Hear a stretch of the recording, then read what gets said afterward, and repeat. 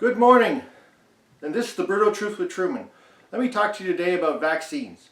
First of all, I've spoken about this with many people, and there's a lot of course, doubts of whether you should take the vaccine, you shouldn't take the vaccine, and it ends up, of course, some crossing lines. Some people get angry with you because you're not going to get vaccinated, or some people say, oh, you're going to get vaccinated, good on you, buddy, Well, I see a very dangerous thing happening in Canada and happening in other countries around the world.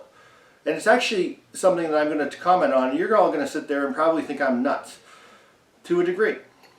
But think about it. Think about the example I'm going to give you. 50, 60 years ago, basically, we had segregation. Now, segregation in the United States, we had black bathrooms, we had white bathrooms. We had back of the bus, black seating, we had white seating towards the front of the bus. And there was a whole civil rights movement that, by the way, was completely necessary to undo the inequality in that society.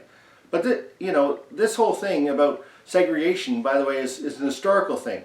It has been done in so many cases in history that apparently the clean or unclean should separate. It even happened in Jesus' time with the whole idea of leprosy. People honestly believed, that leprosy was actually contagious and that you could contract it by contact. That's not the case, actually, as we find out. But this is what I'm talking about, and this is the danger I see with vaccines.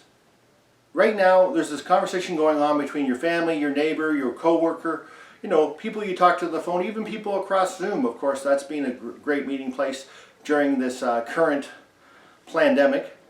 And here's the thing.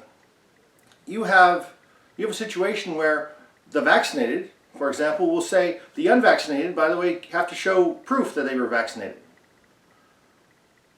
So you're going to cause segregation in the 21st century. In 2020, we're going to have places where the unvaccinated can go, or the vaccinated can go, or the vaccinated will demand the unvaccinated are not able to go, like restaurants, like your work, like earning a paycheck for your living, basically. Because society and your neighbors, some of your neighbors, of course, not all, are going to actually demand that you have the vaccine so that you are part of the cool crowd, so that you are actually protected, so that it protects all of us. We're all in this together, right? We've heard all these wonderful slogans apparently the government's come up with. Sounds like they actually hired a marketing firm before this all happened, which is also why I think it's a plan.